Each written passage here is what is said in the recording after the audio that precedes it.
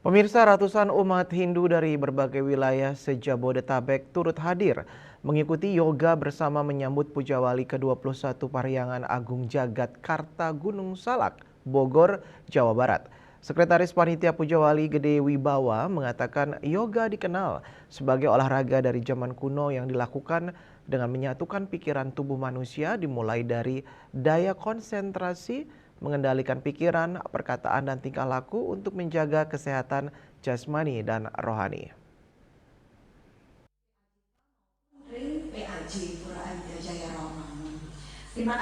Ratusan umat Hindu dari berbagai wilayah se-Jabodetabek turut hadir mengikuti kegiatan yoga bersama serangkaian menyambut Pujawali ke-21 Parahyangan Agung Jagat Karta Gunung Salak Bogor, Jawa Barat.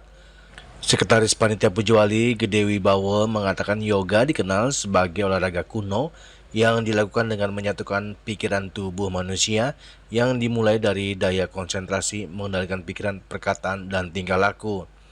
Gede Wibawa kembali menambahkan, yoga merupakan ilmu yang bersifat praktis bagi umat Hindu guna meningkatkan diri dalam bidang rohani yang bersumber dari ajaran Weda.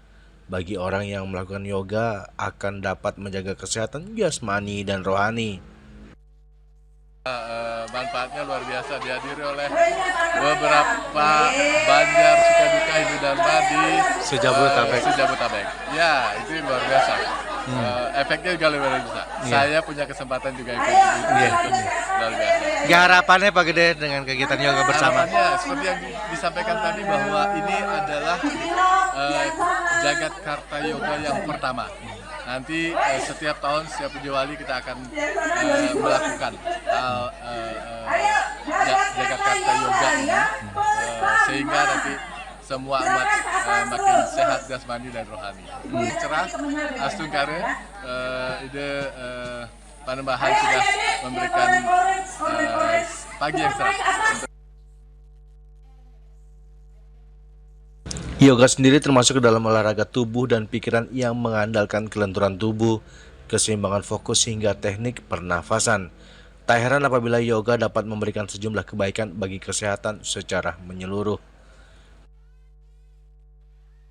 Dari Bogor, Jawa Barat, Juli Soeharto dan Ketut Sumadiasa melaporkan.